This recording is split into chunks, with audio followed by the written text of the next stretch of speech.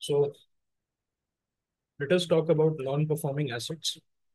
So what is the criteria for a normal asset to convert into non-performing asset? क्या 90 days तक अगर आपने EMI payment नहीं किया तो हम कह सकते हैं यस? ओके।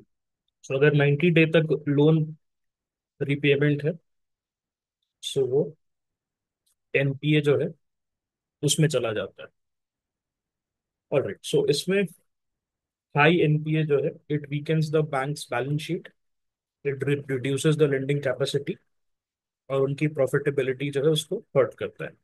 ओके, यहाँ पर जो है अगर एनपीए है तो क्या ये इससे लोन जो अमाउंट ऑफ मनी है वो कम हो जाएगा बैंक के पास, जो amount of money that is available to give as loan, that is one. क्या उनके प्रॉफिट पे कमी आ जाएगी? ओके, मान लो कि एनपीए जो है बहुत दिन तक रह गया। ओके, और उस केस में फिर बैंक के साथ क्या होता है?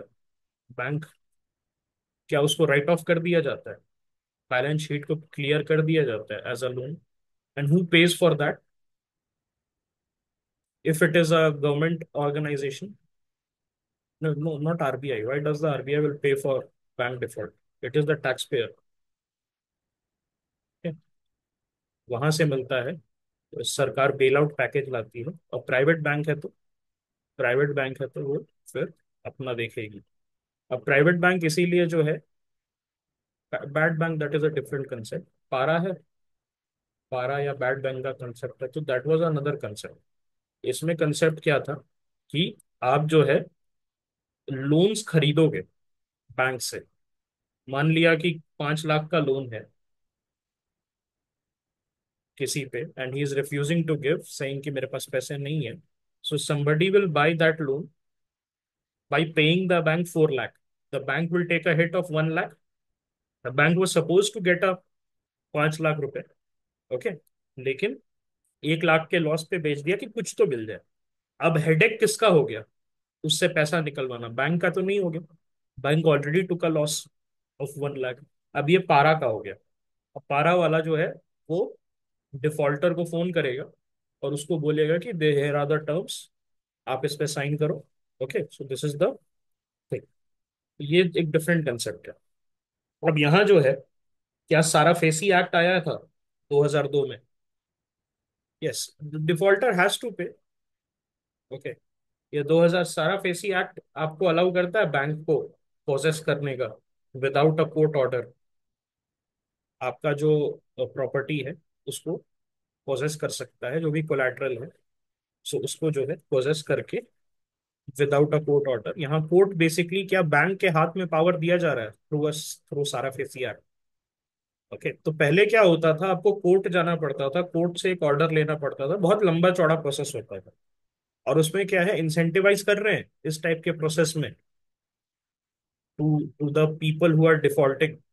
Isn't it very similar to what used to happen with the permanent settlement defaulters during Cornwallis's time, where those zamindars, they used to put their servants in the auction, and then the servants used to purchase, and when it used to come to making the payment to the Britisher, then they used to run off। और उसके बाद जमींदार के पास बच जाता था वो, है ना? उसी तरीके से ये था, पहले कोर्ट का ऑर्डर लेना पड़ता था, बाद में सारा फेसी आया। सो एक तरीके से पावर जो है बैंक को दे दिया गया, that okay whatever is the collateral, we have given you the power under SARFAESI. आप जाइए और आप क्या कीजिए, उस कोलैटरल को जो है आप ले लीजिए, ताकि bank is able to recoup the money. Okay, that is one thing. दूसरी चीज जो है, आईबीसी आया था insolvency and bankruptcy code. So now IBC जो है वो क्या कह रहा है कि एक रेजोल्यूशन की जरूरत है बिजनेसेस जो होते हैं। तो जो बिजनेस है वो अपने क्रेडिटर के साथ बैठेगा, ग्रुप ऑफ क्रेडिटर, अपने ग्रुप ऑफ क्रेडिटर के साथ बैठ के क्या अपने नया टर्म्स करेगा? Yes, obviously, which is mediated by the professionals, insolvency professionals. याद हो गया आपको? सो क्रेडिटर और बिजनेस जो है एक साथ बैठ के रेजोल्यूशन निकालेंगे, and if a resolution is not reached, then what happens? क्या लिक्विडेशन होगा? लिक्विडेशन, इसके बाद नेक्स्ट स्टेप, उसमें भी हायरार्की है। There are hierarchy of people who get the money first after liquidation. Yes. तो उसमें किस टाइप के क्रेडिटर्स होते हैं? क्या सिक्योर्ड क्रेडिटर्स होते हैं who have a collateral? Then there are unsecured creditors. Yes. And one more creditor is there, operational creditor होता है, जो डे टू डे ऑपरेशन में हेल्प करता है। Okay, so this is the whole thing. Who gets the money first? The secured creditors get the money first. The secured creditors, then the unsecured. Under the new provision of real estate market, किसको secured creditors में डाल दिया गया है? The home buyers. The home buyers have now been shifted. Okay. सो मैंने Go Air जो है, अब तो गो एयर बंद हो गया, पहले मैंने गो एयर का खरीदा, गो एयर का मैंने खरीदा ticket. Have I become an unsecured creditor until and unless I am not being given the service? आप समझ रहे हैं? मैंने गो एयर को मैंने बोला कि 31 मार्च को आप मुझे दिल्ली से मुंबई ले जाइए या दिल्ली से पटना ले जाइए। ओके। और मैंने पैसा दिया 1 मार्च को। So until and unless Go Air takes me to Patna, Go Air takes me to Patna और Go Air takes me to Mumbai और where ever I am going, am I a creditor of Go Air and Go Air is a debtor? Yes. मैंने loan की तरह दिया है ना पैसा, जब तक वो मुझे सर्विस नहीं दे देता। है ना, वो समझे आप? कंसेप्ट समझ रहे हो? बट क्या इसमें कुछ कोलैटरल है? क्या जब गो एयर से मैंने टिकट खरीदा तो गो एयर ने अपनी जमीन गिरवी रख दी? नहीं ना। लेकिन क्या जब गो एयर गया था एसबीआई से लोन मांगने फॉर परचेजिंग प्लेन, तो कोलैटरल दिया होगा उसने? वहां दिया होगा। तो क्या एसबीआई सिक्योर क्रेडिटर हो गया? सिक्योर क्रेडिटर हो गया। और मैं अनसिक्योर क्रेडिटर हो गया। है ना? मुझे सर्विस नहीं मिली ना। 25 मार्च को बंद हो गया सपोज, मैंने 1 मार्च को टिकट खरीदा था, 25 मार्च को गोयर बंद हो गया, तो 31 मार्च को मैं जा पाया? नहीं जा पाया। सो क्या मुझे सर्विस नहीं ना मिली, तो am I still looking for my pay back ना? I have given money to GoAir, I want to do get something in return, I have not got it. SBI has given money, SBI wants to get something in return, that is the money plus interest. But SBI जो है उसको collateral था that okay, if nothing happens, if Goyer defaults, they can, SBI can possess the planes and sell it off। है कि नहीं? यही scene है ना। अब रियल एस्टेट में जो बायर्स होते थे, तो वो बाय डेफिनेशन क्या वो अनसिक्योर्ड हुए? Because they have given the money to the builder and in return they are looking for a flat, and until and unless they don't get the flat in their possession, they are एक तरीके से creditor है उसके। But क्या secured creditor थे? ये ऐसा होता है क्या कि आपके जो बिल्डर है वो आपको बोले कि सर अगर नहीं होगा तो मेरा घर ले लेना? ऐसा नहीं ना होता। आप पे तो साइन करा के आपसे पैसा ले लेता है। सो ये concept, did you get the concept of secured and unsecured creditors? were you able to get the concept of secure and unsecured creditor क्या होता है? And then who is an operational creditor? Now they are secured। वही चीज मैंने बताई ना कि क्या इससे स्ट्रेस हो रहा था मिडिल क्लास को? Obviously the middle class will be stressed because of this. तो इसीलिए सरकार ने क्या किया, क्या बम्प कर दिया from unsecured to secured. So now they can go, home owners association अब क्या जा सकते हैं during the insolvency proceedings, they can appoint their representative into the insolvency proceedings, and then they can get the first cut after the liquidation happens of the assets of the builder। सो उनको पैसा मिल जाता है। ठीक है, तो ये चीज है। अब ऑपरेशनल क्रेडिटर हो गया कि जैसे फॉर एग्जांपल गो एयर का जो फ्यूल दे रहा है, क्या वो हो गया operational creditor day to day running के लिए? आपको जो खाना प्रोवाइड कर रहा है, अब उसमें क्या होता है कि फ्यूल दे रहा है तो उसी समय नहीं जैसे आप पेट्रोल पंप पे जा रहे हैं वैसे नहीं होता है। फ्यूल आपको दिया जाता है, then it the bill is sent, और फिर महीने के एंड में वो सेटलमेंट होता है। तो operational creditor is also there. Okay. तो ये सारी जो चीज है, this is the way the IBC works. आपको पहले क्या दिया जाएगा कि क्या लिक्विडेशन इमीडिएटली ट्रिगर हो जाता है? नहीं। सबसे पहले आपको न्यू टर्म्स ऑफर किए जाते हैं। ओके। आपको क्या किया जाता है? न्यू टर्म्स ऑफर किया जाता है, और उसके बाद आपको बोला जाता है दैट क्या आप इतना पैसा दे सकते हो? मान लो कि 10% was the interest rate on the loan. So the secured creditor will say कि ओके कैन यू पे 7%, एंड 10% आपको देना था 15 साल में, और बोल देगा 7% दे दो 20 साल में। सो यू से यस दिस कैन वर्क। तो क्या यहाँ से लिक्विडेशन होगा? नहीं होगा। You will now work on the new terms. But अगर बैंक ने आपको बोला कि 7% 20 साल के लिए दे दो, और आप कहेंगे सर मेरे पास पैसे ही नहीं है, मैं 5% भी नहीं दे सकता, 2% भी नहीं दे सकता, देन क्या लिक्विडेशन स्टार्ट हो जाएगा? फिर वहां से आपके एसेट्स जो है वो बिकने स्टार्ट हो जाएंगे। Okay. So this is the whole scenario. And who gets the first cut? The secured creditors. They are to be paid. They are at the beginning of the line. Okay. All right. So I remember Go Air का था मेरा ticket था, and this actually happened, and I called them on their helpline, and they said कि हमारा NCLAT में चला गया है, और that's why you are an unsecured creditors. तो आपको सर अब अगस्त के बाद पैसा मिलेगा। वो पैसा कभी आया नहीं, 3,500-4,000 रुपए का टिकट था वो, never came back. Okay. Basel norms जो है उसके बारे में बात करते हैं। तो बेजल नॉर्म्स मल्टीपल टाइम्स पे आया था। बेजल वन 1980s का है ना। बेजल टू उसके बाद 2000s में आया, एंड देन बेजल थ्री जो है आफ्टर 2008 आया था, जो 2008 का बैंकिंग क्राइसिस हुआ था।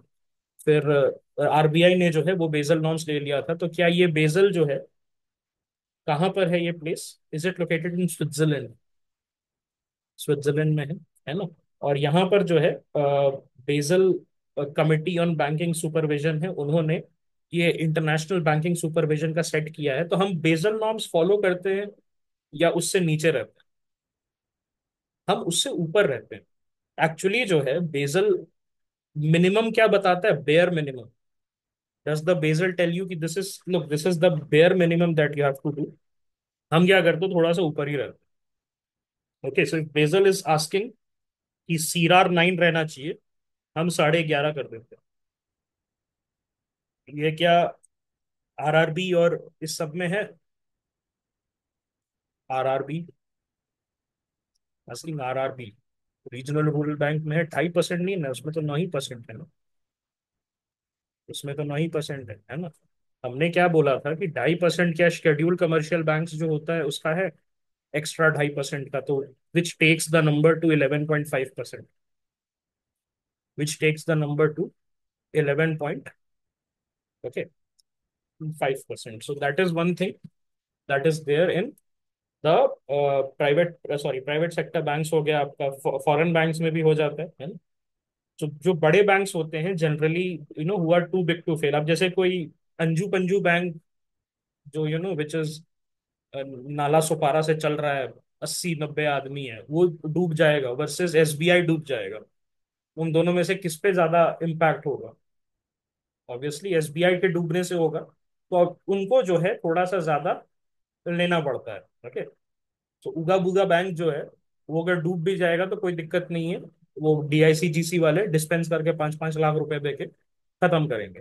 All right. So what about small finance bank? SFB का कितना है सीआर? 15% है। 15%, लेकिन टीयर वन का 7.5% होना चाहिए उसमें से। हाईएस्ट होना चाहिए। 15% में से 7.5% टीयर वन कैपिटल होना चाहिए इनका। पेमेंट्स बैंक का भी 15% है सीआर। ओके। और रीजनल रूरल बैंक का 9% है, because they don't have to do the additional 2.5%। है ना। लोकल एरिया बैंक का भी 9% है। यूसीबी का टीयर वन अर्बन कोऑपरेटिव का 9%। और अगर टीयर 2 to 4 में है आप तो 12%। स्टेट कोऑपरेटिव का 9%। डीसीसीबी का 9%। What about PSEs? What about PSEs? How many percent? It does not apply. PSEs में नहीं रहता है क्योंकि वो मेंबर में ही रहते हैं ना, 50-60 मेंबर है उन्हीं में पैसा मूव करते रहता है, and they can take money from the members and they can lend to members. तो उसमें कुछ किटी पार्टी चल रही है छोटी सी हमारी पीएसईएस में, है कि नहीं? ऑलराइट। ओके, सो आप मुझे एक चीज बताएंगे। कंपटीशन कमीशन ऑफ इंडिया में मैं गया और वहां से मुझे एक फेवरेबल रूलिंग नहीं मिला, तो मैं कहाँ अप्लाई करूंगा? एनसीएलएटी में।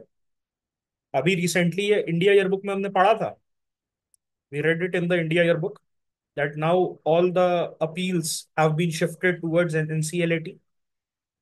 Okay, so NCLT जो है उसका भी जा रहा है NCLAT में, where the L stands for appeals, and then जो कंपटीशन कमीशन है उसका भी जा रहा है यहाँ पर। Alright, so insolvency and bankruptcy code है। This is basically time bound resolution जो है। What is the time, what is the time limit that suppose I am going to the IBC? क्या मतलब, should it take forever, or is there any time limit that this can happen? 180 days है, 120 days है, 270 days है? What is the time limit in which the IBC has to provide a resolution? So maximum 330 days में सिर्फ खत्म हो जाना चाहिए। Corporate insolvency resolution process जो है वो 330 दिन में सेटल हो जाना चाहिए। ओके, और यहां पर जो है इनिशियली कितना टाइम रहता है? इन द इनिशियल टाइम जो सीआईआरपी है, what is the full form of CIRP? That is corporate insolvency resolution process. Initially उसके पास 6 महीने होते हैं, 180 डेज। ओके, और फिर उसको मैक्सिमम 90 डेज के लिए आप बढ़ा सकते हो। ओके, क्यों बढ़ा सकते हो? अगर जो एडजुडिकेटिंग अथॉरिटी है, दैट इज द एनसीएलटी, अगर वो कहे कि ठीक है, we have made progress now, 90 days हो सकता है, लेकिन किसी भी सर्कमस्टांस में CIRP should not go above 330 days. Okay, मतलब एक्सेप्शनल सर्कमस्टांस में 270 से 330 हो सकता है। फिर से देखिए टाइम लिमिट का क्या सीन है। What is the initial period? 180 days. What is the extension if everything is going right? Till 270 plus 90 हो जाएगा। एनसीएलटी आपको कह देगा ठीक है भाई, चल 3 महीने और दिए। अब एक्सेप्शनल सर्कमस्टांस है, बहुत हाई स्टेक्स है, तो क्या इसको एक्सेप्शनल सर्कमस्टांस में मैं इसको 330 कर सकता हूं? So what is the absolute maximum that I can go? Absolute maximum is 330 for सिर्फ CIRP, that is the corporate insolvency resolution process, that is from the beginning of your negotiations. है ना? Okay, तो क्या ये चीज clear है? सिर्फ shall be completed within a period of how many days? सिर्फ shall be completed in period of how many days? 180 days. It should be completed within 180 days. उसके ध्यान से सुनिए, in exceptional circumstances the adjudicating authority can increase it to 90 days further, taking the total to 270. However, in no circumstances it should exceed 330 days. आप समझ रहे? Only NCLT can increase it from 180 to 270। ये sense बना रहा है आपको? होना चाहिए 180 दिन। उसके बाद अगर सब चीज ठीक चल रहा है, सो वन टाइम ग्रांट आपको 90 डेज का दे सकता है NCLT, the adjudicating authority, and in exceptional circumstances 330। I hope this clears. Only NCLT can increase. क्या ये समझ में आ रहा है? Is this making sense to you? Okay, और कौन सा बोर्ड होता है? आईबीबीआई है, ministry of corporate affairs institution चलाता है आपको देने के लिए, इंसॉल्वेंसी प्रोफेशनल्स को सर्टिफिकेशन देने के लिए। 2 साल का होता है ना? सो इसमें यही चीज जो सीए वगैरह करता है, कंपनी सेक्रेटरीज काम करते हैं, वही चीज आप करेंगे insolvency as an insolvency professional. Okay. Okay. So fiscal policy जो है, मॉनेटरी तो हमने पढ़ लिया। फिस्कल ऑब्वियसली ये निर्मला तय करेंगी, ये निर्मला तय करेंगी, जीओआई करेगा। यहाँ पर अगर गवर्नमेंट स्पेंडिंग बढ़ रही है तो इससे मनी सप्लाई पे क्या असर होगा? मनी सप्लाई भी इंक्रीज होगा, डायरेक्टली प्रोपोर्शनल। यस। उसके बाद जो है, टैक्सेस कट कब किया जाता है? When you want to boost spending. अगर इन्फ्लेशन बढ़ रहा है तो टैक्सेस कैसे आप यूज कीजिएगा? इन्फ्लेशन बढ़ रहा है तो टैक्सेस इंक्रीज करिएगा ताकि लोगों के पास कम पैसा रहे। But is it something that is given preference over monetary policy? The answer is no. The first response is always monetary. Monetary क्या मैं कह सकता हूँ, it's like BSF, the first line of defence. And then fiscal is like army, जो कि फिर second time आता है। ओके, सो फर्स्ट ऑब्वियसली देखिए, टैक्स बढ़ाने के लिए क्या लूप, बहुत सारे आपको पापड़ बेलने पड़ते हैं। एक फिनेंस एक्ट लेके आओ, पार्लियामेंट में जाओ, बजट तक का वेट करो, ये सारी चीजें होती हैं, the bill has to be pass. Whereas repo rate में बिल पास करना होता है नहीं, है ना, वो तो नोटिफिकेशन के थ्रू हो जाता है। That's that's the thing. Monetary policy is quick. Monetary policy is inefficient. Sorry, is more efficient compared to fiscal policy. Okay, all right. Government budget, ये कहां पर है? एनुअल फाइनेंशियल स्टेटमेंट कहते हैं इसको। Article 112। Who presents it? The finance minister on behalf of the prime minister. Yes और no? 2023 prelims on behalf of the president. Okay, everything in this republic is taken in the name of the president. Okay, please remember। इसका component क्या होता है? एक होता है revenue account और एक होता है कैपिटल अकाउंट। इसको तो मैंने बहुत अच्छे से समझाया, एक बार उसको हम लोग देख लेते हैं। तो रेवेन्यू हेड होता है और कैपिटल हेड होता है। ठीक है, ये दोनों चीज होती है यहाँ पे। अब इसमें जो है, रेवेन्यू में दो दो हेड फर्दर होता है। अगर मैं बजट को बोलूं, ये रेवेन्यू है और ये कैपिटल है। रेवेन्यू में एक रिसीट होता है और एक होता है एक्सपेंडिचर। कैपिटल में एक रिसीट होता है और होता है एक एक्सपेंडिचर। ठीक है, अब यहां समझिएगा, रेवेन्यू रिसीट क्या, ये सैलरी आ गई सरकार की, the government has gotten salary. Revenue expenditure ये फिक्स खर्चे। क्या both revenue receipt and revenue expenditure is neither creating an asset nor it is creating a liability? है कि नहीं? That is the thing. अब कैपिटल में आएंगे। सो कैपिटल रिसीट क्या होता है? It is a one time payment that you are getting in return for either destroying your asset or creating a liability. Can I say? Either in the capital receipt head, you are creating a liability by taking a loan.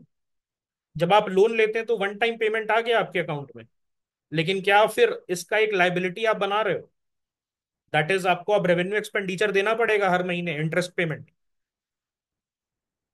That is one. उसके बाद आपका एक जमीन था, आपने उसको बेच दिया। क्या वो जमीन आपका एसेट था?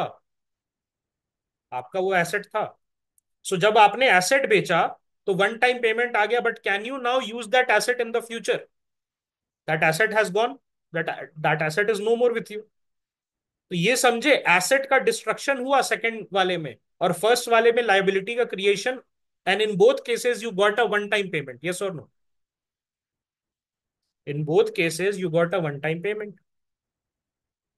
नाउ रिसीट में अगर आप लाइबिलिटी क्रिएट करते हैं तो क्या वो रेवेन्यू एक्सपेंडिचर में शो हो जाता है?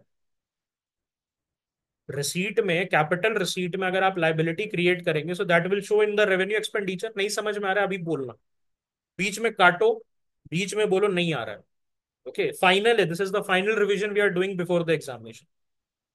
मैं फिर से बताता हूँ, रेवेन्यू रिसीट और एक्सपेंडिचर समझ में है, पहले ये बताइए, उसमें कोई दिक्कत है? नहीं है ना? Speak up. Okay, speak up. Capital receipt में मैं ये कह रहा हूं that capital receipt has two parts. One is that you are either creating a liability and then getting a one time payment, and in the second part you are destroying an asset and then getting a one time payment. तो दोनों में one time payment आपको आ रहा है, आपको one time payment आ रहा है, लेकिन क्या दोनों नेगेटिव काम से आ रहा है? दोनों नेगेटिव काम से आ रहा है। आपने जमीन बेची, क्या आपका एसेट डिस्ट्रॉय हुआ? वन टाइम पेमेंट आ गया, लेकिन आपको एसेट डिस्ट्रॉय हो गया ना। अब आप फ्यूचर में तो वो जमीन नहीं बेच सकते, उस पर उससे रेंट नहीं ले सकते। तो आपका एक नेगेटिव काम से हुआ, लेकिन आपको कुछ पैसा आ गया। डिसइन्वेस्टमेंट हो जाएगा ये गवर्नमेंट स्केल पे। चलो ये तो मैंने इंडिविजुअल स्केल पे बताया, लेकिन जब मैं गवर्नमेंट की बात करता हूँ, because this is government budget, कहना इसे एयर इंडिया। एयर इंडिया का सेल, क्या सरकार अब कभी उससे कुछ प्रॉफिट निकाल सकती है एयर इंडिया से? नहीं निकाल सकती है। It got its one time payment. अब दूसरा केस सुनिए। आप लोन ले रहे हैं। अब सरकार अगर जापान से लोन ले ले फॉर बिल्डिंग द मेट्रो, क्या जापान को वापस करना होगा लोन को? So you are creating a liability on yourself और not by taking a loan? By taking a loan you are creating a liability. अब ये समझ में आया capital receipt? Did you understand capital receipt? अब समझिए capital expenditure. अब यहां पर क्या है, आप खर्चा कर रहे हैं। देखिए कैपिटल रिसीट में पैसा आ रहा है, लेकिन क्या नेगेटिव कारणों से आ रहा है? That is destruction of asset और क्रिएशन ऑफ लाइबिलिटी। ये दो समझ में आ गए? ओके। और कैपिटल एक्सपेंडिचर में आपके खाते से पैसा जा रहा है, लेकिन क्या वो एसेट क्रिएट कर रहा है? क्या वो एसेट क्रिएट कर रहा है? फॉर एग्जाम्पल, आपके फादर ने कोई या आपकी मदर ने कोई घर खरीदा, तो आपके खाते से गया क्या पैसा, लेकिन क्या एसेट क्रिएट हो रहा है? आपने किसी को लोन दिया, एसेट क्रिएट हुआ, because now that person is liable to pay you something. So अब मेरी बात समझिएगा। जो भी आप कांड करते हैं कैपिटल रिसीट में, वो आपको भोगना पड़ता है कैपिटल एक्सपेंडिचर में। और जो भी आप काम करते हैं कैपिटल एक्सपेंडिचर में, वो आपको फायदा देता है कैपिटल रिसीट, रेवेन्यू रिसीट में। ये चीज समझ में आ रही है? अब नहीं आ रही है तो बिल्कुल बोलना नहीं आ रहा है।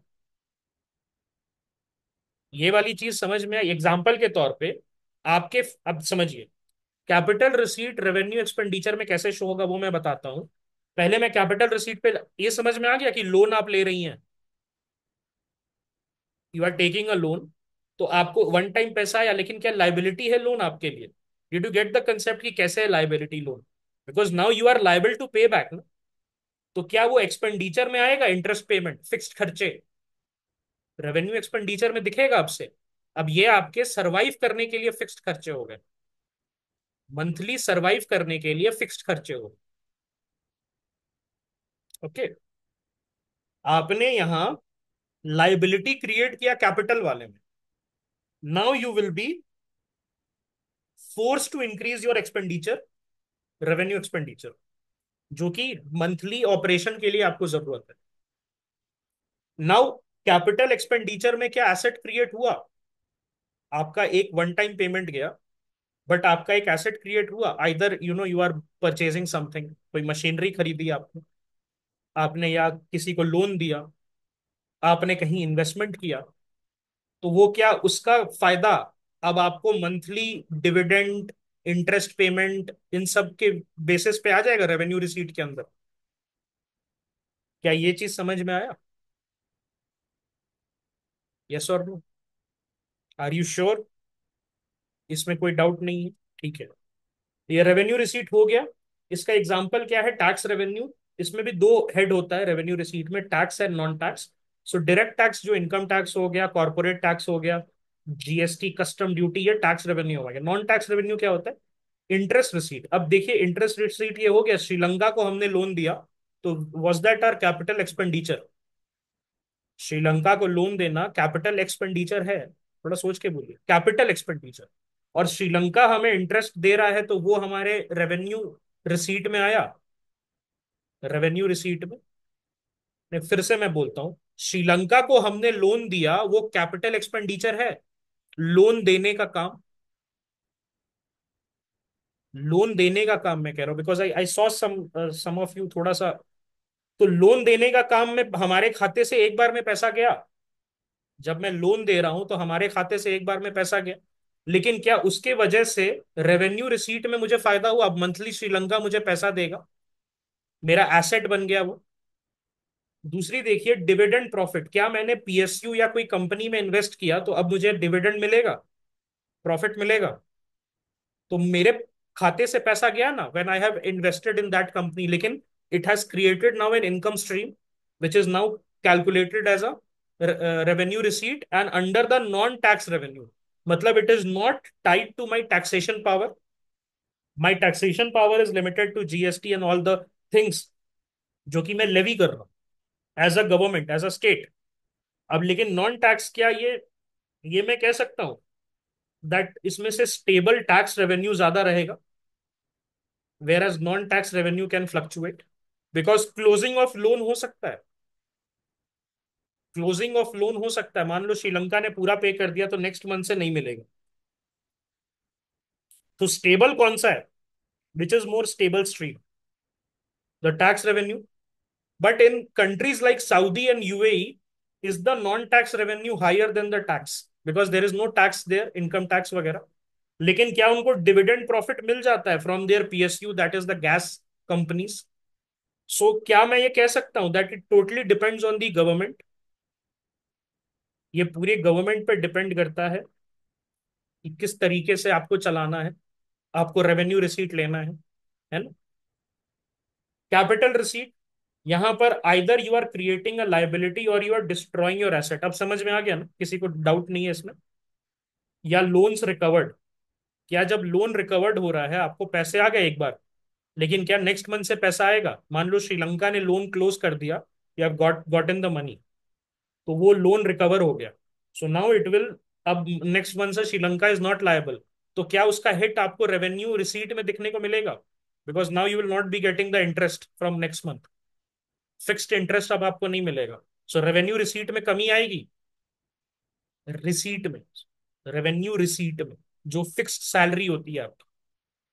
उसके बाद बोरोइंग, आपने बोरो किया तो एक बार पैसा आ गया, लेकिन क्या ये अब रेवेन्यू एक्सपेंडिचर में आपके दिखेगा in the face of interest payments? उसके बाद डिस इन्वेस्टमेंट, आपने अपने फैमिली सिल्वर्स बेच दिए, फॉर एग्जांपल एयर इंडिया बेच दिया, हमें एक टाइम पैसा आ गया, बट क्या नेक्स्ट मंथ से can we expect any kind of windfall from Air India? नहीं, अब जिसने खरीद लिया उसको जाएगा। Okay, so did you understand capital receipt? Did you understand the concept of capital receipt? और रेवेन्यू एक्सपेंडिचर, ये जो है government spending that does not create assets और reduce liability. Please remember, both receipts and expenditure does not create or reduce liability. It is just a reflection of whatever you have done in the capital head. Can I say like this? तुम्हारे capital के पुण्य और पाप का भोग तुमको revenue में मिलेगा, क्या मैं ये कह सकता? जो भी तुमने कांड किया है कैपिटल हेड में, वो तुम्हें, आपको एक तरीके से जो है पुण्य और पाप आपको वहां पर देखने को मिलेगा। पुण्य किया है तो क्या बढ़ेगा? Revenue receipt. पाप किया है तो क्या बढ़ेगा? Revenue expenditure. है कि नहीं? कैपिटल एक्सपेंडिचर क्या है? यहां पर आप एसेट क्रिएट कर रहे हो, दूसरी चीज है आप लाइबिलिटी भी रिड्यूस कर रहे हो। मान लो 70 लाख का लोन था सरकार के ऊपर, और हर महीने हम 50,000 रुपए दे रहे थे एज अ इंटरेस्ट। तो 50,000 क्या था, कौन से हेड में काउंट होगा ये जो इंटरेस्ट दे रहे थे? Revenue expenditure, revenue expenditure. So the government says कि हम वन टाइम पेमेंट कर देंगे, हम ये 70 लाख पूरे दे देंगे, तो क्या सरकार को एक बार झटका लगेगा 70 लाख का? लेकिन क्या नेक्स्ट मंथ से will we be liable to pay anything? तो यहां समझिए, capital receipt is creating liability और reducing asset, and capital expenditure is creating asset और reducing liability. Can I say like this? Can I say like this? So capital, ये capital expenditure में क्या है, आप रोड बना रहे हो, इन्वेस्ट कर रहे हो, पोर्ट बना रहे हो जिससे आपको पैसा आएगा, स्कूल्स बना रहे हो, हॉस्पिटल्स बना रहे हो, आप मशीनरी खरीद रहे हो, लोन्स दे रहे हो, because loan for you is an asset and whosoever is paying the interest उसके लिए लाइबिलिटी है, and this is considered productive. So यहां ध्यान से सुनिए, the higher the revenue expenditure, the lesser the capital expenditure. Can I say like this? The higher the revenue expenditure, the lesser the capital expenditure. अगर मेरा majority पैसा tight down है day to day खर्चों में, तो क्या मैं asset create कर सकता हूं या लाइबिलिटी रिड्यूस कर सकता हूं? नहीं कर सकता. This is the whole concept. Okay, ये जो है आपका पूरा कंसेप्ट है. Okay, so please keep this in mind. Okay, revenue expenditure में क्या क्या होता है? इंटरेस्ट पेमेंट है जो आपने लोन लिया है, सैलरीज है, पेंशन्स है. तो ये फिक्स्ड खर्चे हैं, इनको आप हटा नहीं सकते, महीने के देने ही पड़ेंगे आपको, नहीं तो आप फंक्शन नहीं कीजिएगा. Okay, subsidies, defence revenue expenses, grants to state. तो ग्रांट क्यों है? Loans to state is capital expenditure, whereas grants to state is revenue, because grants वापस नहीं मिलेंगे. ग्रांट्स आपको वापस नहीं मिलेंगे, है कि नहीं? ग्रांट इज समथिंग जो which you are not going to get it back, whereas capital expenditure जो है उसमें लोन होगा. लोन क्यों होगा? क्या ये एसेट क्रिएट कर रहा है? Because now the state will be bound to give you a return monthly, whereas when you are giving the state a grant, it is non returnable. उसको return करने की जरूरत नहीं है, ना ही उसको मंथली इंटरेस्ट देने की जरूरत है. So there is a difference between grant and a loan. The grant is always non-returnable. It is one way. Whereas a loan is two way. आप loan दे रहे हो, you are receiving back interest. Is the uh, concept clear? The capital head and the revenue head. अब इसमें किसी को doubt है? Okay. Now let us talk about fiscal deficit. So fiscal deficit is the excess of total government expenditure over total receipts. And this is excluding borrowing. And this shows the total borrowing requirement of the government. मतलब fiscal deficit से हमें ये पता चलता है कितने पैसे चाहिए. Okay, what is that? It is, can I say that fiscal deficit का फॉर्मूला है how much I want to spend minus how much I have to spend. Can I say like this?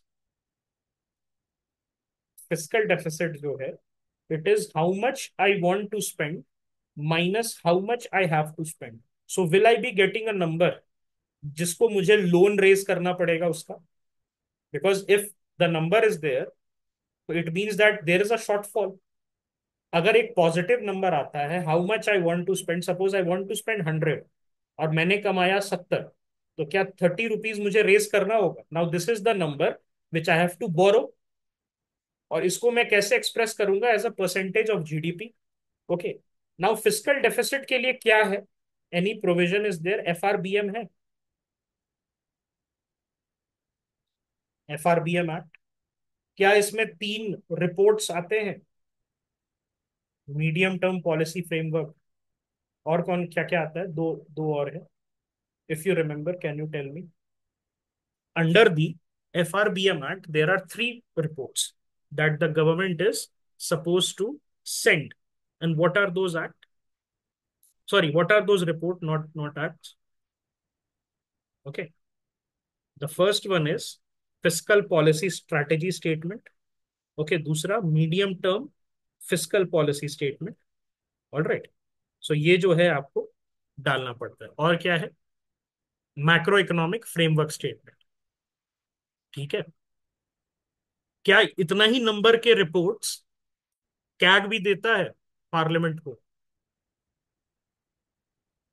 हम्म. अगर आपको याद होगा, appropriation account है, report on the appropriation account, report on the finance account, and report on public undertaking.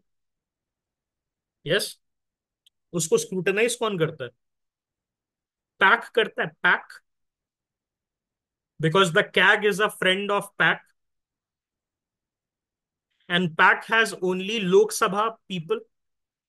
Is it correct or wrong? The answer is no. Both LS plus RS. Which has only Lok Sabha people? It is the estimates. Estimates committee is the largest committee. Yes or no? 30 members. Department related standing committee होता है, but in the major committee अगर मैं बात करूं, it is the largest finance committee, can I say like this, the largest finance committee. Okay, now the thing is कि fiscal deficit जो है वो क्या एफआरबीएम एक्ट से रुक गया है? Are be successful? The answer is no. Okay, the answer is no. हमें जो है मल्टीपल टाइम्स इसमें धोखा खाना पड़ा है। उसके पीछे का रीजन क्या है? ऑब्वियसली हम जो है या हम जो है उसको कंट्रोल करना चाहते थे, बट कोविड 19 ये आया है, और उसमें फोर्स मयोर क्लॉ था, या फोर्स मेजर जिसको हम कहते हैं, MAJEURE। तो वो क्यों था? क्या एक्ट ऑफ गॉड था कोविड? तो उसमें कहा गया कि हम जो है एफआरबीएम नहीं मानेंगे, बिकॉज अब हेल्थ पे क्या ज्यादा स्पेंड करना है? Now we have to spend higher amount on health. Yes, why? Because ये कोविड जो है एक्ट ऑफ गॉड है। अब इसमें क्या है, इनको क्या चाहिए था कि फिस्कल डेफिसिट को कम करना था। ओके, फिस्कल डेफिसिट को कम करना था, और टारगेट इनका क्या था कि 2025-26 जो है 4.5% से नीचे ले आएंगे, 4.5% से नीचे ले आएंगे। लेकिन कितना रहा? क्या हमने इसको पा लिया? नहीं पाया। Okay, obviously the government expenditure is increasing. All right, ठीक है। अगर what I have, sorry, what I want to spend minus what I have is a negative number, then what happens? Is it a surplus? It's a surplus because मेरे पास जितने पैसे हैं वो ज्यादा हैं compare to what I want to spend. So वो फिर deficit में काउंट नहीं होगा, that will be surplus. Okay, क्या ये चीज क्लियर है? Okay, now the thing is कि what is the difference between a fiscal deficit versus a revenue deficit? Fiscal deficit और रेवेन्यू डेफिसिट में फर्क क्या है? कुछ नहीं है। जो रेवेन्यू हेड ऊपर हमने पढ़ा ना, ऊपर में रेवेन्यू हेड पढ़ा था ना, तो उसमें से एक्सपेंडिचर में से आप माइनस कर दिए रिसीट, रिसीट को। सरकार का कितना सैलरी आया टैक्स और नॉन टैक्स सोर्सेस से, उसको हम माइनस कर रहे हैं सरकार के कितने खर्चे हैं। That's it. Okay, whereas fiscal deficit में क्या है? क्या इसमें capital receipt plus revenue receipt minus capital expenditure versus revenue expenditure आ जाता है? रेवेन्यू डेफिसिट में क्या होता है? सिर्फ रेवेन्यू हेड काउंट होता है कि नहीं? सिर्फ रेवेन्यू वाला हेड काउंट होता है, whereas in fiscal deficit क्या टोटल हेड काउंट्स हो जाते हैं, बोथ कैपिटल एंड रेवेन्यू। तो revenue expenditure and capital expenditure in one side minus the capital receipt plus revenue receipt on the other side. क्या ये चीज clear है? Okay, now what is the difference between, let us say, a fiscal deficit and a current account deficit? Current account को हिंदी में चालू खाता कहते हैं। Do we called it a chalu khata? So current account कब आता है? जब इंपोर्ट माइनस एक्सपोर्ट जो है ज्यादा हो जाता है कि नहीं? तो ये आपका करंट। तो India, can I say that it is a consist because of the energy imports, we are a consistently current account deficient country. Yes. What about China? Is it a cash country, current account surplus, because of its massive exports? It's an export oriented economy. तो क्या उसका चालू खाता बढ़ेगा ना, क्योंकि वो पैसा लेके आ रहा है ना बाहर से। It's called factory of the world ना। सो चाइना जो है पैसा ले रहा है, कंपेयर करिए उसका जितना दे रहा है बाहर। So it will be a cash, that is current account surplus, CAS। Where आज हम लोग कैड रहेंगे, CAD, current account deficit. where we are sending in more money out than we are taking it in, because हमारा manufacturing base छोटा है और हमारा energy requirement ज्यादा है। क्या ये चीज आपको समझ में आ गई? Revenue deficit you have understand. Now what is primary deficit? इसमें कुछ नहीं करना है। एफडी जो है, फिजिकल डेफिसिट में से interest payment on previous borrowing आपको माइनस कर देना है। ओके, और ये क्या दिखाएगा? ये आपको जो दिखाएगा, borrowing requirement excluding your past interest obligation. तो इसमें बताएगा कि क्या पैसा जो है एक्चुअल आपको नीड है। लेकिन क्या ये फाइनल हेल्थ बताता है? नहीं, फाइनल हेल्थ तो एफडी बताएगा ना, फिजिकल डेफिसिट, क्योंकि वो टोटल रिक्वायरमेंट है। अब ये फिर इतना मेंटल जिम्नास्टिक्स क्यों करना है? Revenue deficit, current account, primary, why not just use the FD? क्योंकि यहां पर जो है, क्या माइक्रो एनालिसिस में हेल्प करेगा? माइक्रो एनालिसिस में कि कहाँ वी आर गोइंग रॉन्ग, हम क्या कर सकते हैं। नाउ एफआरबीएम एक्ट 2003 में जो है, इसको पास किया गया था। और इसको जो है अभी एनके सिंह कमेटी ने रिव्यू किया था। कहां पर ये एनके सिंह जी बैठते थे? क्या ये 15th एफसी में थे, 15 फाइनेंस कमीशन में? और 14th एफसी से कितना परसेंट इंक्रीज हुआ है स्टेट के डेवल्यूशन में? -1%। Why? What was the reason? क्या जम्मू एंड कश्मीर और लद्दाख का सेपरेशन है from the state, statehood to union territory? अब क्या सरकार को ज्यादा पैसे की जरूरत है सेंट्रल गवर्नमेंट को, so that they can fund Jammu Kashmir and Ladakh? इसीलिए 1% कम हुआ। स्टार्टिंग में कितना था 1950 में? 10% था devolution. Devolution was 10%, and then 41%, 42 तक मैक्सिमम गया था according to the 14th finance commission. फिर 15th फाइनेंस ने कम कर दिया। अभी 16th फाइनेंस का मैंडेट जो है, उसमें बढ़ाना है कि घटाना है? डेवोल्यूशन को बढ़ाना है कि घटाना है? They will find ways to increase. Increase ना। जो नया है, पनागड़िया साहब के अंदर है, जिसका रिपोर्ट अभी आने वाला है कुछ सालों में, सो वो बोलेगा ना that there has to be increase in the devolution. Is the government bound to accept the finance commission's recommendation? The answer is no. Alright. और ये जो है FRBM act, it basically AIIMS for long term physical stability. Okay, और यहाँ पर जो है हमें करना क्या है, कुछ targets. Okay, there are certain targets that we have set for us under the FRBM Act. Okay, और उसको हमें कंप्लीट करना है ना। What are those targets? Fiscal deficit level कितना करना है as a percent of GDP? 3%। Have we achieve this? Absolutely no. Absolutely no. But are we very far away? Are we very far away? The answer is also no. India का क्या मैं कह सकता हूँ that we maintain a healthy deficit as compare to countries like United States and Japan, who have a massive debt hanging over their heads? Yes, that is one thing. Japan has a lot, but does it matter? ये भी मैंने एक चीज बताई थी, क्या ये matter करता है? Unless and until you have the ability to service your debt, it doesn't matter. क्या पाकिस्तान का डेट ज्यादा है या इंडिया का डेट ज्यादा है? इंडिया का डेट ज्यादा है। लेकिन क्या इंडिया प्रॉब्लम में है या पाकिस्तान प्रॉब्लम में? पाकिस्तान प्रॉब्लम में। Y? because India can service its debt whereas Pakistan cannot. That is despite the amount of debt that these two countries are carrying. Okay, so one thing is this. दूसरा target क्या है? 3% नहीं है। जो central government है, उसके date को 60% लेके आना ऑफ जीडीपी, टोटल डेट में कह रहा हूं। और स्टेट जो है, उसके डेट को कितना लाना? ओके, उसके डेट को आप जो है 40% जो है उस पे लेके आएंगे।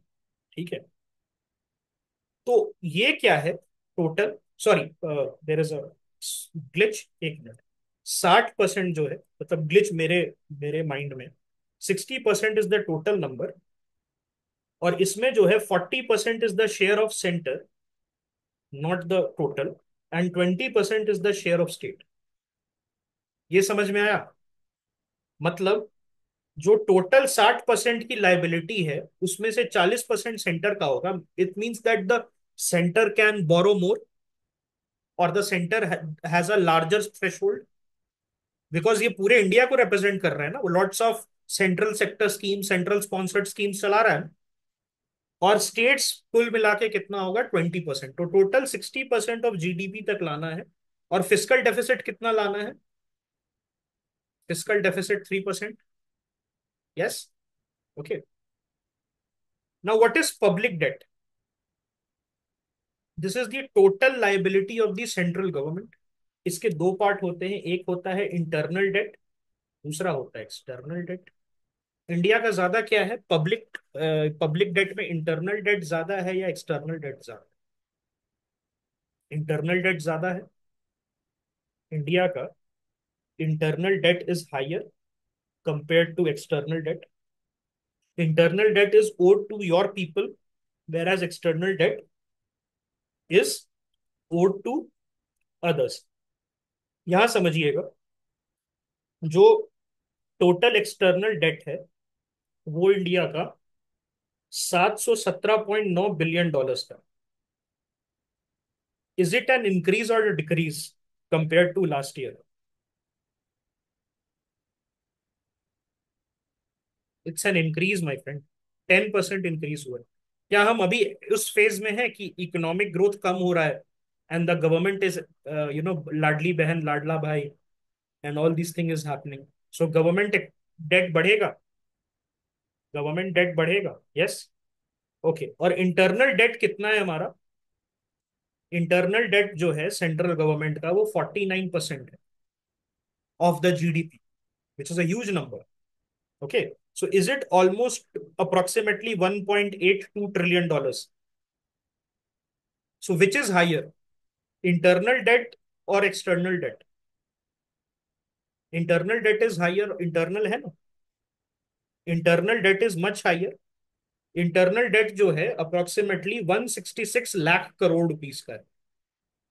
और एक्सटर्नल डेट कितना है हमारा? 57 लाख करोड़ का। तो बाहर से हमने कम पैसा उठाया, अंदर से ज्यादा उठाया, अपने लोगों से ज्यादा पैसा उठाया है। ओके। तो क्या इस डेट में मल्टीपल बॉन्ड्स हैं? 10 साल, 5 साल, 20 साल, 25 साल, 40 साल? कुछ छोटे हैं, छोटे हैं, ट्रेजरी बिल्स हैं। Okay. So this is the thing. Okay.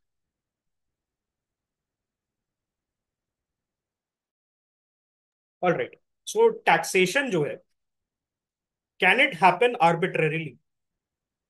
Do I have a right? Do I have a right? I do have a right. As a citizen, I'm asking. I have a right that I can only be taxed as per law. I can only be taxed. Modi ji कह सकते हैं क्या कि हफ्ता निकालो घर पे आके मेरे? नहीं कह सकते। लेकिन क्या वो कह सकते हैं निर्मला एक लॉ पास करो कि मुझे हफ्ता देगा? हाँ, तब कह सकते। बट यहाँ इसलिए यहाँ रूल ऑफ लॉ आया, रूल ऑफ लॉ का कंसेप्ट आया, that I as a citizen have a right that I can only be taxed as per the law and only law and nothing else. ठीक है। So there is a direct tax जो कि आपसे directly लिया जाता है। तो corporate tax किस में आता है? डायरेक्ट या इनडायरेक्ट? डायरेक्ट में आता है। मैं डायरेक्टली मुझसे लिया जा रहा है, मैं मेरी कंपनी है और मुझसे लिया जा रहा है। Okay, I am a corporate, मेरा प्रॉफिट है, उसमें से कितना परसेंट मुझे सीएसआर में देना है? 2%। 2%। और अगर मेरा सीएसआर ऑब्लिगेशन 50 लाख से नीचे है, so what is the respite that I have been given recently?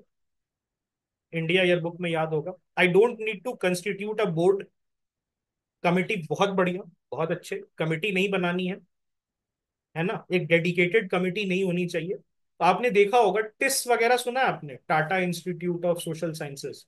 तो बहुत सारे जो कॉर्पोरेट्स है, बड़े कॉर्पोरेट्स जिनका सीएसआर लाइबिलिटीज करोड़ में होता है, दे हायर दीज ग्रेजुएट्स और वो क्या करते हैं, सीएसआर प्रोजेक्ट्स हेड करते हैं। जैसे जोमेटो का फीड इंडिया, फ्लिपकार्ट का समथिंग समथिंग है ना, जो 1 रुपए डोनेट करे आता है, जब बिल लास्ट में आता है जुड़ता है। ओके, सो ये वाली चीज होती है, ठीक है। तो यहां पर जो है, अब दूसरा क्या होता है, indirect tax. Now can I say कि direct tax is automatic, I have to pay it, whereas indirect tax is only when I am using a particular service or purchasing a particular product. Now direct tax is progressive, whereas indirect tax is regressive. Can I say like this? Now what is progressive versus regressive? Progressive taxation is where everybody is taxed according to their income. क्या ये income tax में होता है? क्या ये income tax में होता है? The answer is yes. Okay, so that is there. अब रिग्रेसिव क्या है कि everybody is tax the same. It is not कि poor are taxed more. Regressive taxation का मतलब है everybody is taxed the same. आप देखिए कितना अबसर्ड आइडिया है that the poor has to be taxed more, कि रिग्रेसिव नाम रखा, लेकिन रिग्रेसिव में का मतलब क्या है कि everybody is tax the same. अब इसमें है कि मैंने 10 रुपए का कुरकुरे का पैकेट खरीदा और किसी बेचारे गरीब ने 10 रुपए का पैकेट खरीदा, किसी रिक्शा वाले ने खरीदा 10 रुपए का, तो दोनों को क्या रिक्शा वाला कम टैक्स पे कर रहा है? नहीं, रिक्शा वाला भी 3 रुपए दे रहा है ना, मान लो इफ दैट 30% टैक्स है, and I am also paying rupees 3। So is this regressive? Because I have a higher income, although by not much, but I am paying, है कि नहीं? All right, so this is done. ये समझ में आया?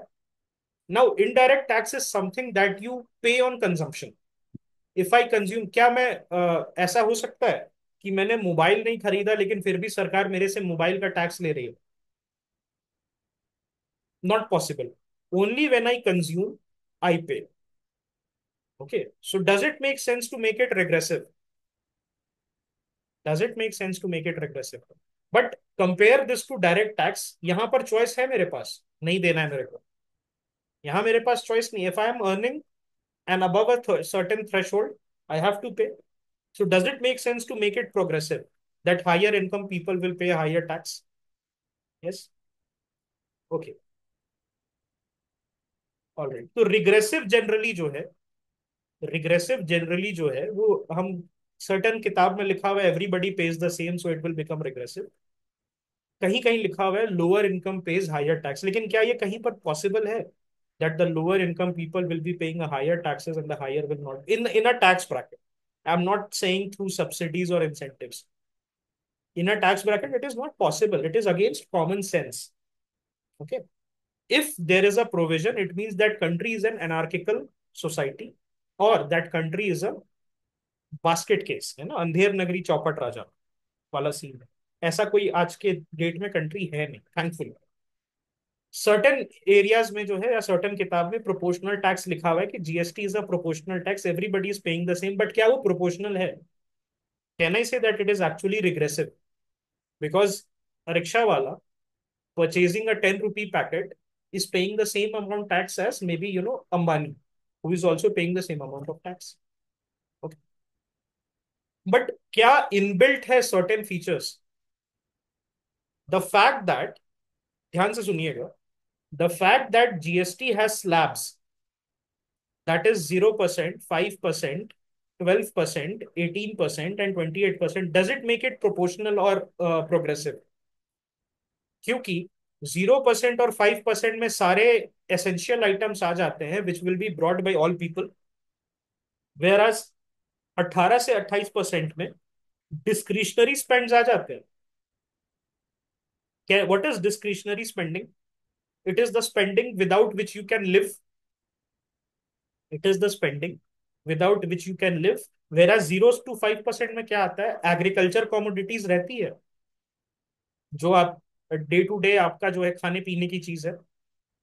Okay, ठीक है। So this is the whole thing. Now let us talk about the finance commission. Article 280 में है, कौन बनाता है finance commission? The president constitutes it's every 5 years। What about law commission? कौन से आर्टिकल में है law commission? There is no article. Okay, it's made by an executive resolution, है कि नहीं? It's a non statutory, non constitutional body, the law commission. और generally हर 3 साल में बनता है, but there is no fix timeline. Now finance commission is a constitutional body, article 280। और यहाँ पर जो है एवरी 5 years में इसको बनाता है, और क्या बताता है, distribution of tax revenue between centre and state, and state and local body. Is it correct? The answer is no. Why? Because under the 73rd amendment act क्या हम स्टेट फाइनेंस कमीशन देख रहे हैं? बिकॉज जो finance commission है article 280 का, that is giving you only centre to state. Now, when the state receives it, then there is a state finance commission who will tell you how the money will flow from the state to local bodies, and in how many percentage, or what is the weightage. Now, इसमें क्या criteria रहता है? सबसे पहले population, area, income, distance, forest cover, demographic performance, tax effort, which is the largest head under which it is done. Income distance. Income distance is by far the largest criteria, 45%. Okay. Then forest cover is also there. Tax effort, कितना tax collection में effort डाल रहे हैं, depth. तो यहाँ पर देखिए एक बैलेंस है, बहुत इंटरेस्टिंग चीज है ये। यहाँ पर रियलिटी, जैसे बिहार हो गया, यूपी हो गया, which are the traditionally considered the laggards, तो उनको इंसेंटिवाइज कर रहा है इनकम डिस्टेंस, पॉपुलेशन, एरिया, और डेमोग्राफिक परफॉर्मेंस और tax effort, this is incentivising the other states. एक तरीके से तो दोनों को है, दोनों जो है रियलिटी और जो परफॉर्म कर रहा है, उन दोनों को ये करने की कोशिश कर रहा है। Okay, so please remember this, this is very important. ये क्वेश्चन आया था 2023 में। ऑलराइट। और ये क्या रिकमेंडेटरी नेचर के होता है इसका, जो रिकमेंडेशन होता है, it is not bounding, it is not binding. Okay, so ये क्या पॉलिटिकल कंसिडरेशन के बाद मॉडिफाई करके डाल दिया जाता है? Yes. Okay, so that is one thing I think. एक टॉपिक कर लेते हैं, डेप्रिसिएशन और devaluation. Now what is the difference between depreciation and devaluation?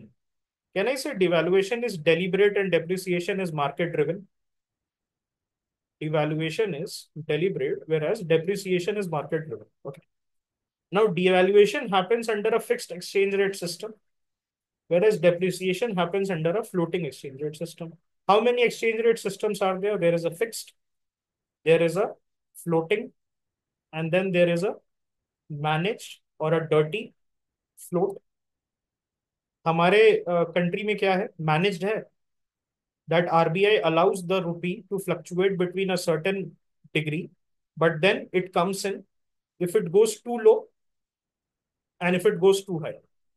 Now, fixed क्या होता है? It is pegged to certain other currency. Floating क्या होता है? It is left to 100% on the market forces. It is left to market forces. वहां पर इसमें किसी भी टाइप का इंटरवेंशन नहीं होता है। सो एडवांस इकोनॉमीज में क्या होता है? फिक्स्ड होता है, फ्लोटिंग होता है, मैनेज होता है। एडवांस इकोनॉमीज में फ्लोटिंग होता है, और अंडर डेवलप्ड इकोनॉमीज में क्या होता है? फिक्स्ड होता है। Okay, now I said one thing कि डेप्रिसिएशन जो है, it happens under a floating exchange system due to market, market का जो फोर्सेस है। ओके, डिवैल्यूएशन कहाँ होता है? जब आपको बेसिकली गवर्नमेंट एक्शन करना होता है। नाउ डिवैल्यूएशन से क्या होता है? इंपोर्ट और एक्सपोर्ट पे क्या फर्क होता है? एक्सपोर्ट बढ़ेगा कि घटेगा? एक्सपोर्ट चीपर होगा, एक्सपोर्ट चीपर होगा।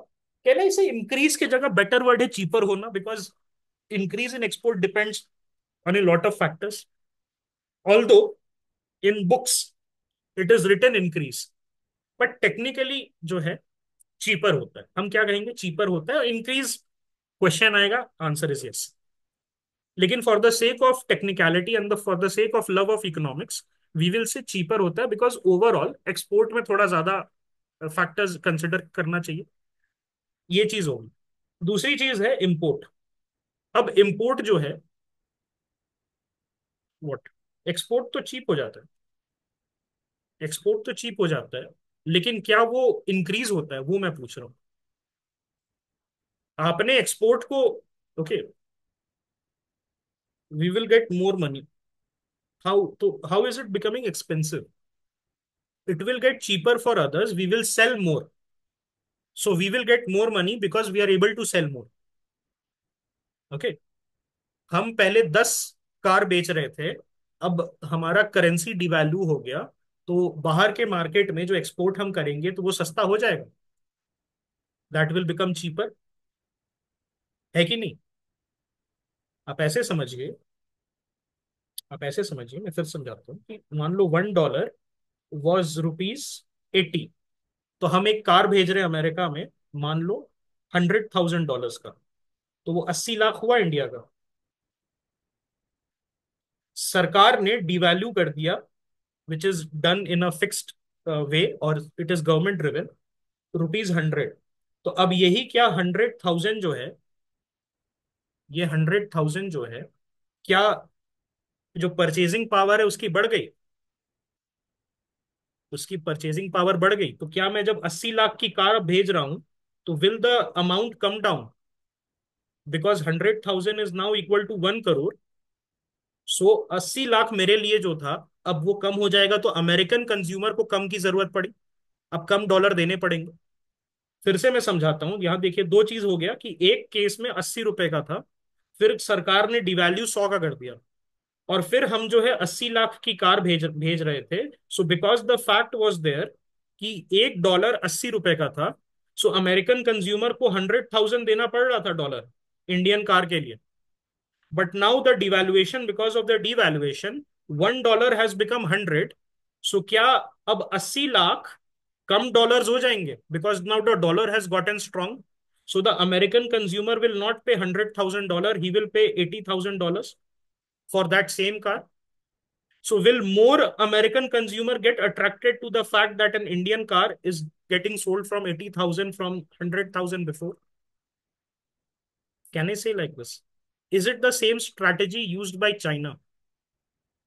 One of the strategy, एक तो इकोनॉमी ऑफ स्केल है उसका, बहुत सारे प्रोडक्ट बनाता है, सब्सिडी मिलती है, लेकिन क्या एक ये भी है कि वहां डिवैल्यूएशन हुआ था, which made its exports far cheaper than other countries? That is one way to look at it. Okay, ये समझ में आ गया सभी को कि डिवैल्यूएशन से कैसे? अब मान लिया है कि इंपोर्ट के बारे में बताइए, इंपोर्ट क्या होता है? क्या इंपोर्ट कॉस्टली हो जाता है? इंपोर्ट कॉस्टली हो जाता है because of this, that is one thing. क्यों? क्या हम अब ज्यादा डॉलर पे करेंगे for the same thing that is coming from outside? So India को करना चाहिए डिवैल्यूएशन? नो। वाई?